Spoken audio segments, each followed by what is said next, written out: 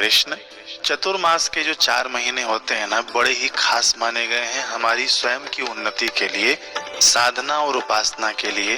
तो आइए जानते हैं कि चतुर्मास में क्या क्या करने से क्या क्या लाभ होता है। इस वीडियो को आप पूरा ध्यान से सुनिएगा और जो भी आपको नियम लेना होगा ना, बहुत सारे नियम जो शास्त्रों में लिखे हैं किससे क्या लाभ है, वह आप नियम अपना चयन कर लीजिएगा और 4 महीने उसका पालन करिएगा। पद्म पुराण में शिव जी इसकी महिमा बताते हैं और स्कंद पुराण में ब्रह्मा जी इसकी महिमा बताते हैं। तो आइए हम लोग सुनते हैं शास्त्रों के माध्यम से चतुर्मास की महिमा। नारद जी कहते हैं ब्रह्मा जी से कि हे देवादिदेव, इस समय मैं शुभ कारक चतुर्मास व्रत को सुनना चाहता हूँ। ब्रह्मा जी ने कहा कि देवर्षि, ये भगवान विष्णु ही सबको मोक्ष देने वाले तथा संसार सागर से पार उतारने वाले हैं। इनके स्मरण मात्र से मनुष्य सब पापों से मुक्त हो जाता है। संसार में मनुष्य जन्म दुर्लभ है, उसमें भी उत्तम कुल में जन्म पाना और दुर्लभ है। कुलीन होने पर भी दयालु स्वभाव का होना और कठिन है। यह सब होने पर भी कल्याणमय सत्संग प्राप्त होना और भी दुर्लभ है। जहाँ सत्संग नहीं, विष्णु भक्ति नहीं और व्रत नहीं है, वहाँ कल्याण की प्राप्ति दुर्लभ है। विशेषतः चतुर्मास में भगवान विष्णु का व्रत करने वाला मनुष्य उत्तम माना गया है। सब तीर्थ, दान, पुण्य और देवस्थान चतुर्मास आने पर भगवान विष्णु की शरण लेकर स्थित होते हैं। जो चतुर्मास में श्री हरि को प्रणाम करता है, उसी का जीवन शुभ है। संसार में मनुष्य का जन्म और भगवान विष्णु की भक्ति दोनों ही दुर्लभ है। जो मनुष्य चतुर्मास में नदी स्नान करता है, वह सिद्धि को प्राप्त होता है। जो झरना, तड़ाग और बावली में स्नान करता है, उसके सहस्रों यानी हजारों पाप तत्काल नष्ट हो जाते हैं। पुष्कर, प्रयाग अथवा और किसी महातीर्थ के जल में जो चतुर्मास में स्नान करता है, उसके पुण्य की संख्या नहीं है। नर्मदा, भास्कर क्षेत्र, प्राची, सरस्वती तथा समुद्र संगम में एक दिन भी जो चतुर्मास में स्नान करता है, उसमें पाप का लेश मात्र भी नहीं रह जाता। जो नर्मदा जी में एकाग्रचित्त होकर 3 दिन भी चतुर्मास का स्नान करता है, उसके पाप के सहस्रों यानी हजारों टुकड़े हो जाते हैं। जो गोदावरी नदी में सूर्योदय के समय चौमासे में यानी चतुर्मास में 15 दिन तक स्नान करता है, वह कर्म जनित शरीर का परित्याग करके भगवान विष्णु के धाम में जाता है। जो मनुष्य तिल मिश्रित एवं आंवला मिश्रित जल से अथवा बिल्व पत्र के जल से चतुर्मास में स्नान करता है, उसमें दोष का लेश मात्र भी नहीं रह जाता। तो यहाँ पर ध्यान दीजिएगा, आप ना सफेद तिल लाकर रख लीजिएगा और आंवले का जो चूर्ण आपको मार्केट में मिल जाए तो अच्छी बात है, नहीं मिले तो ताजे आंवले यदि मिल जाए तो उनको कद्दूकस करके स्नान की बाल्टी में आप डाल देना, फिर उससे आप स्नान करना, ठीक। अथवा तो बिल्व पत्र, बेल का जो पत्र होता है, वह भी आप बाल्टी में डालकर उससे भी आप स्नान कर सकते हैं। तो इससे भगवान ब्रह्मा जी कह रहे हैं कि उस व्यक्ति में दोष का लेश मात्र भी नहीं रह जाता।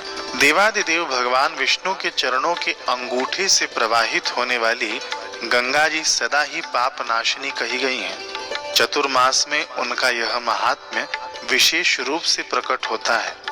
भगवान विष्णु स्मरण करने पर सहस्रों यानी हजारों पाप भस्म कर डालते हैं। इसलिए उनका चरणोदक मस्तक पर चतुर्मास में धारण किया जाए तो वह कल्याणकारी होता है।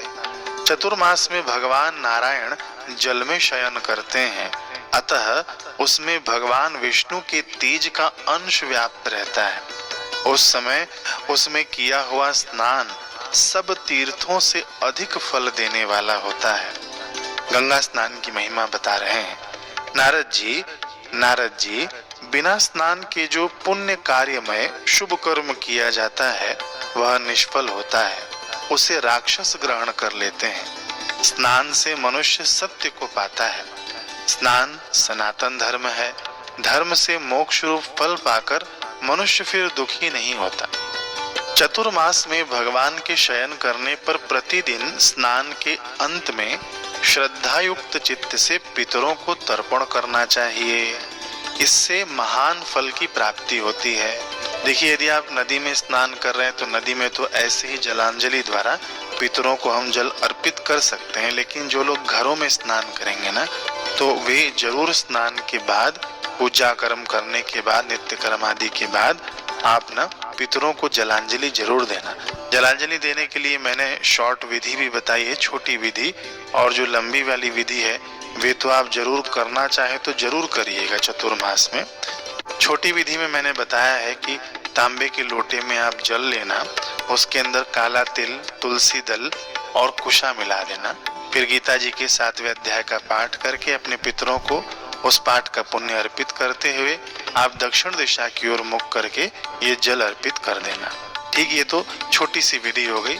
बाकी तर्पण की ना जो आधे घंटे की विधि है वह भी आप कर सकते हैं। जैसे जो बड़ी बड़ी जो तिथियां आती हैं, एकादशी है, अमावस्या है, पूर्णिमा है, संक्रांति है, और भी जो बड़ी बड़ी तिथियां आती हैं उसके अंदर आप तो जरूर वो आधे घंटे वाला तर्पण करिएगा। ये चतुर्मास यानी 4 महीने में इसका आप लोग भरपूर लाभ लीजिएगा।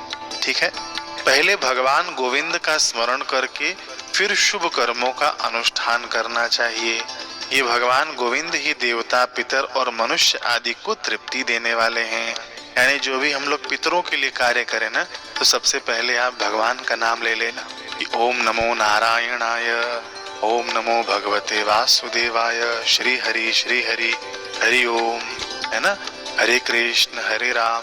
ऐसे भगवान का जो भी नाम आपको प्रिय लगता हो वह भगवान का स्मरण करने के बाद ही कोई भी शुभ कार्य शुरू करना चाहिए।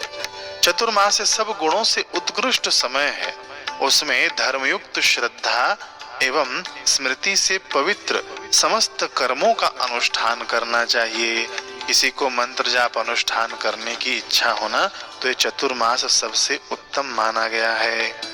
ब्रह्मा जी आगे कह रहे हैं कि 2 घड़ी भी भगवान विष्णु का ध्यान एवं उन निरंजन परमेश्वर के सेवन से 100 जन्मों का पाप भस्म हो जाता है।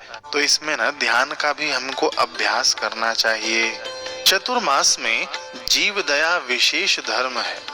प्राणियों से द्रोह करना कभी भी धर्म नहीं माना गया है।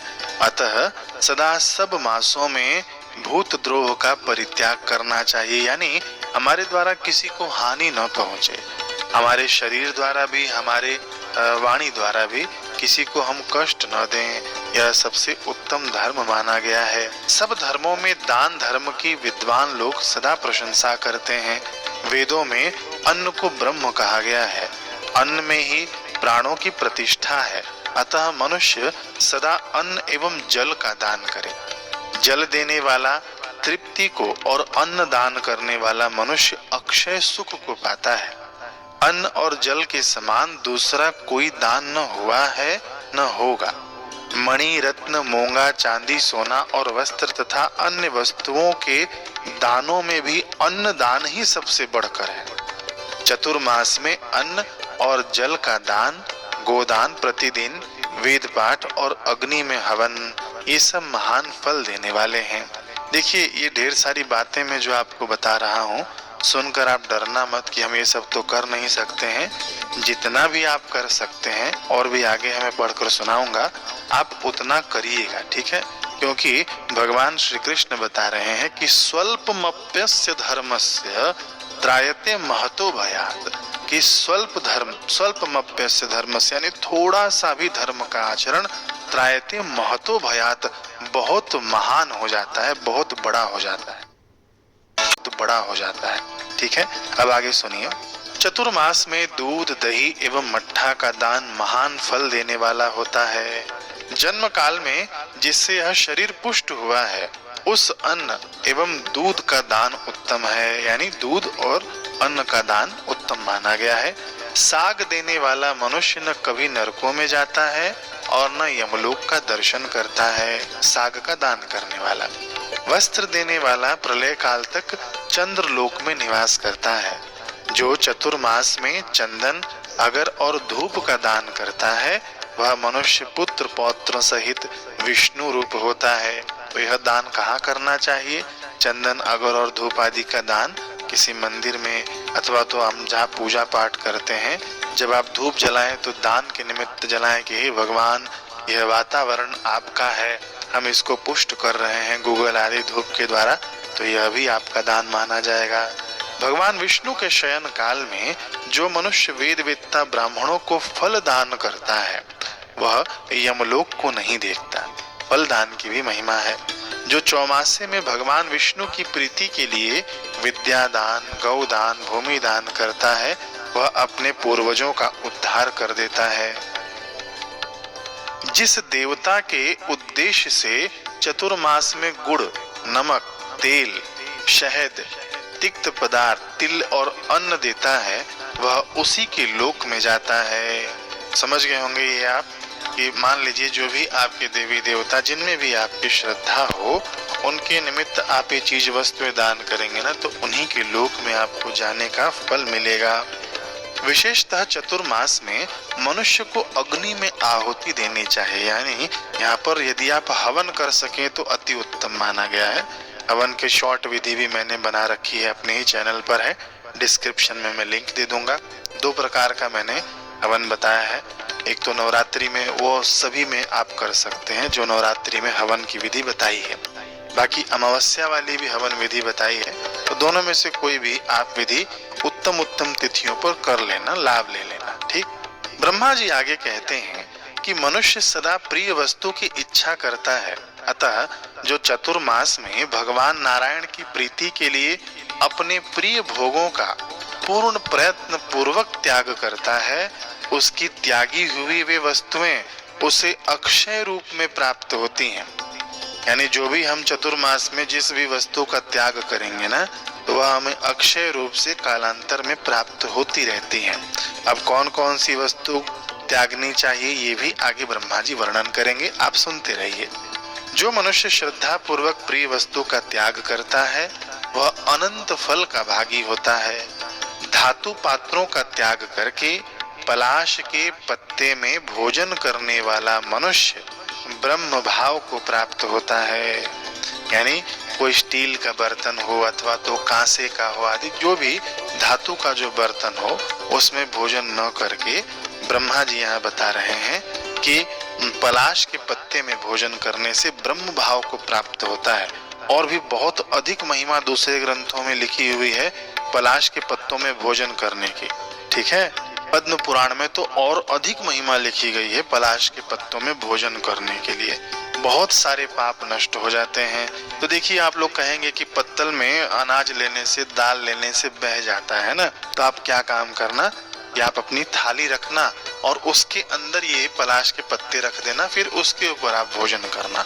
ठीक है, मैं तो ऐसे ही करता हूँ और भी हमारे जो गुरु भाई हैं ऐसे ही करते हैं। तो थाली में रखना आप पत्तल और पत्तल के अंदर आप भोजन लेकर करना। ठीक है ना, इतना समझ गए होंगे आप लोग। और आगे सुनिए, चतुर्मास में तांबे के पात्र में भोजन विशेष रूप से त्याज्य है। गृहस्थ मनुष्य तांबे के पात्र में कदापि भोजन न करे।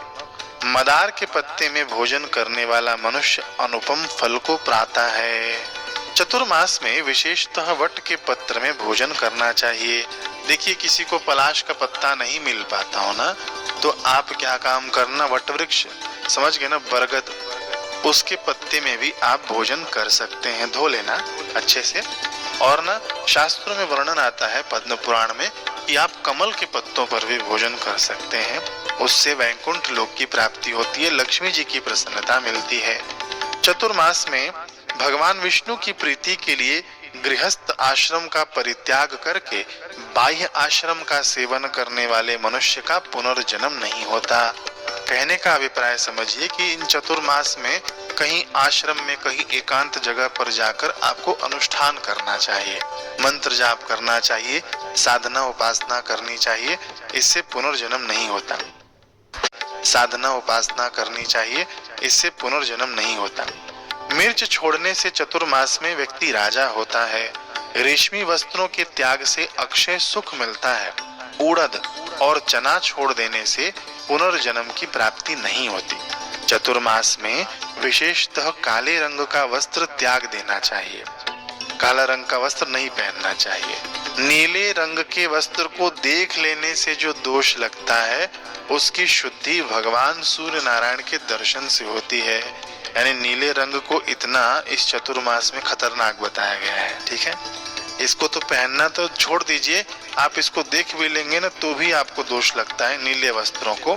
फिर वो दोष की निवृत्ति के लिए कहा गया है कि सूर्य भगवान का दर्शन कर लेने से वह दोष खत्म होता है। ठीक है, तो नीला और काला रंग का वस्त्र नहीं पहनना चाहिए चतुर्मास में। हो सके तो इससे आप बचने का प्रयास कीजिएगा। केसर के त्याग से व्यक्ति राजा का प्रिय होता है। फूलों को छोड़ने से मनुष्य ज्ञानी होता है। शैया का परित्याग करने से महान सुख की प्राप्ति होती है। शैया का परित्याग यानी चतुर्मास में वैसे भी पद्म पुराण में वर्णन आता है कि चतुर्मास में जब भगवान सोते हैं ना, यानी देव शयनी एकादशी से लेकर देव उठी एकादशी तक, तो उसमें आपको ना नीचे सोना चाहिए, गद्दे पर नहीं सोना चाहिए। नीचे भी कैसे सोएं, ऐसे चटाई बिछा लेना चाहिए, फिर कंबल और बेडशीट आदि बिछाकर उसके ऊपर शयन करना चाहिए। इससे बहुत अधिक फल की प्राप्ति कही गई है ना। गद्दा बस न रखे, ठीक है। अथवा तो पलंग पे भी आप सोते हैं तो गद्दे को हटा कर सोएं। समझ गए, तपस्या में जीवन की बात यहाँ पर बताई गई है। पलंग पर है तो गद्दा हटाकर चटाई, कंबल और बेडशीट आदि बिछाकर ही आप सोएं। गद्दा का त्याग करना चाहिए। पर निंदा चतुर्मास में करने से विशेष रूप से बचना चाहिए। पर निंदा महान पाप है, पर निंदा महान भय है, पर निंदा महान दुख है और पर निंदा से बढ़कर दूसरा कोई पाप नहीं है। तो चतुर्मास में ऐसा नहीं करना कि यहाँ पर आप अलग अलग नियम कर रहे हैं जिससे हमारा पुण्य बढ़ रहा है और दूसरी ओर आप किसी की निंदा कर रहे हैं, तो वह सारा लेवल मत कर देना। निंदा से बचना चाहिए। चौमासे में केशों का संवारना यानी हजामत त्याग दे तो वह तीनों तापों से रहित होता है। जो भगवान के शयन करने पर विशेषतः नख और रोम धारण किए रहता है उसे प्रतिदिन गंगा स्नान का फल मिलता है। मनुष्य को सब उपायों द्वारा योगियों के ध्येय भगवान विष्णु को ही प्रसन्न करना चाहिए। समस्त वर्णों एवं श्रेष्ठ पुरुषों के द्वारा भी भगवान श्री हरि का ही चिंतन करना चाहिए। भगवान विष्णु के नाम से मनुष्य घोर बंधन से मुक्त हो जाता है। चतुर्मास में उनका विशेष रूप से स्मरण करना उचित है, यानी खूब भगवान का नाम हम जप करें। अब देखिए आगे क्या कहते हैं ब्रह्मा जी कि कर्क की संक्रांति के दिन भगवान विष्णु का भक्ति पूर्वक पूजन करके प्रशस्त एवं शुभ जामुन के फलों से अर्घ देना चाहिए। कर्क संक्रांति आएगी ना तो मैं वीडियो बना दूंगा। ये लगभग संक्रांतियां जो भी है ना 14 से 16 तारीख के बीच में आती हैं हर महीने के, है ना। तो कर्क संक्रांति आएगी उसके पहले मैं ये वीडियो बना दूंगा। जामुन से अर्घ देने की महिमा है, जामुन के फल से। ठीक, अर्घ देते समय इस भाव का चिंतन करें कि 6 महीने के भीतर जहाँ कहीं भी मेरी मृत्यु हो जाए तो मानो मैंने स्वयं ही अपने आप को भगवान वासुदेव के चरणों में समर्पित कर दिया है। बड़ा ही सुंदर भाव है और देखिए कितना सुंदर और सस्ता सौदा है। ये कर्क संक्रांति के दिन जामुन से अर्घ देने से और यह प्रार्थना कर लेने से, यानी भगवान को कह देने से कि 6 महीने के अंदर यदि मेरा शरीर छूटता है तो भगवान मैं आपका हूँ, मैं आपके ही लोक में जाऊंगा और ये जरूर पूरा होगा। देखिए इसके पीछे का भाव क्या है मैं आपको बता दूं कि कर्क संक्रांति से ना दक्षिणायन शुरू हो जाता है। तो दक्षिणायन में जिसका भी शरीर छूटता है ना तो उसकी ऊंची गति नहीं होती है ना। इसीलिए यहाँ पर प्रार्थना का भाव डाल दिया गया है कि हे भगवान ये जामुन का फल मैं आपको अर्पित करता हूँ और इसके बदले मैं आपके चरणों में आऊंगा यदि 6 महीने के अंदर मेरा शरीर छूट जाता है तो। देखिए कितनी काम की बातें हैं, शास्त्रों में हैं। अब आप सुनते रहिए आगे। वीडियो लंबा हो रहा है लेकिन फायदा भी तो हो रहा है। आगे सुनते हैं। जो मनुष्य भगवान विष्णु की कथा, पूजा, ध्यान और नमस्कार सब कुछ प्रसन्नता पूर्वक भगवान के लिए करता है तो वह मोक्ष का भागी होता है। व्रतों में सबसे उत्तम व्रत है ब्रह्मचर्य पालन। ब्रह्मचर्य तपस्या का सार है और ब्रह्मचर्य महान फल देने वाला है। इसलिए चतुर्मास में ब्रह्मचर्य का पालन जरूर करना चाहिए। ब्रह्मा जी कह रहे हैं, मनुष्य चतुर्मास में श्री हरि की प्रीति के लिए इस महातप का विशेष रूप से अनुष्ठान करे। महातप क्या है? ब्रह्मचर्य। ब्रह्मचर्य के लिए बताया जा रहा है कि यह महातप है। ब्रह्मचर्य, ब्रह्मचर्य के लिए बताया जा रहा है कि यह महातप है। सभी पर्वों के अवसर पर सदा दान देना चाहिए। सभी पर्व यानी जो भी बड़े बड़े पर्व आते हैं, मैं बताते रहता हूँ अपने वीडियो में, उन पर्वों पर दान जरूर देना चाहिए। और दान क्या देना चाहिए मैंने पहले ही इसमें बता दिया है। अन्न दान सबसे श्रेष्ठ दान माना गया है।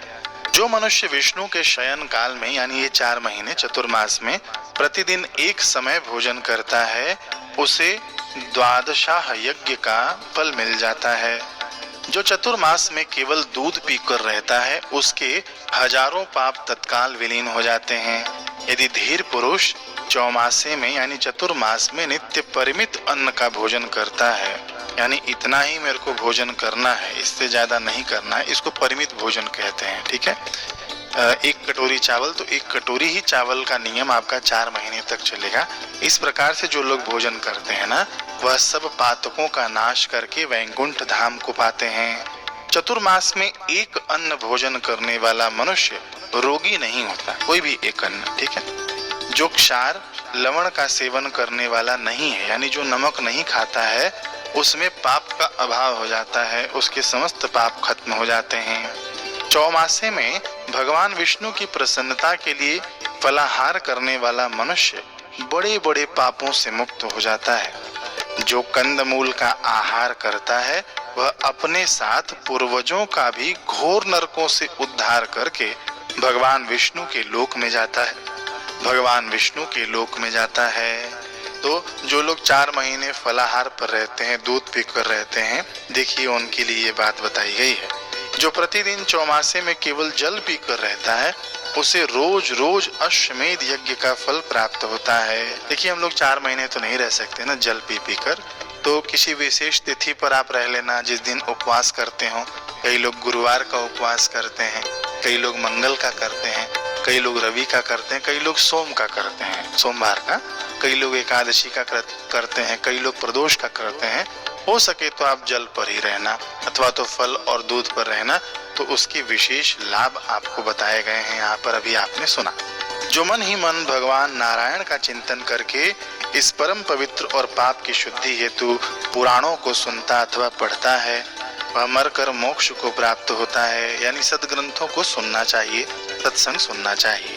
ठीक है, तो ये थे चतुर्मास के कुछ नियम। इनमें से मैंने बहुत सारे नियम बताए हैं, ये मैंने शास्त्रों से पढ़कर आपको बहुत सारे नियम बताए हैं। और चतुर्मास में ना जो 8 एकादशी होती है, सभी को करना चाहिए। ठीक है, वो सभी एकादशी करनी चाहिए, गृहस्थी को भी, सन्यासियों को भी। चतुर्मास में जितनी भी एकादशियां होती है ना, शुक्ल पक्ष की, कृष्ण पक्ष की, वे सभी एकादशी का व्रत सभी को करना चाहिए। ठीक है ना। और भी बहुत सारे जो नियम अभी आपने सुने, पिछले बार भी मैंने नियम बताए थे, लोगों ने कमेंट किया कि आपने तो सब त्याग करने के लिए ही बता दिया, बचा क्या है हमारे पास, ये छोड़ दो वो छोड़ दो, फिर बचा क्या। तो बहुत सारी चीजें बच गई हैं। मैं ये नहीं कहता हूँ कि आप सभी नियम उठा लीजिए, है ना, आपको जो भी आपको उचित लगे वह नियम उठा लीजिए। देखिए चतुर्मास में शहद का बिल्कुल त्याग कर देना चाहिए। शहद के त्याग करने से बहुत सारे पाप हमारे नष्ट हो जाते हैं। चतुर्मास में शहद नहीं खाना चाहिए, पद्म पुराण में वर्णन है। चतुर्मास में यदि कोई नारियल का त्याग करता है तो उसकी भी अपनी विशेष महिमा है। तो क्या काम करना, हमको जो भी त्याग करना हो ना, तो एकादशी आएगी, देवशयनी एकादशी, उस दिन आप भगवान का पूजन आदि करके हाथ में आप जल ले लेना। जल लेने के बाद आप ये संकल्प करना कि मैं 4 महीने इस चीज वस्तु का त्याग करता हूँ।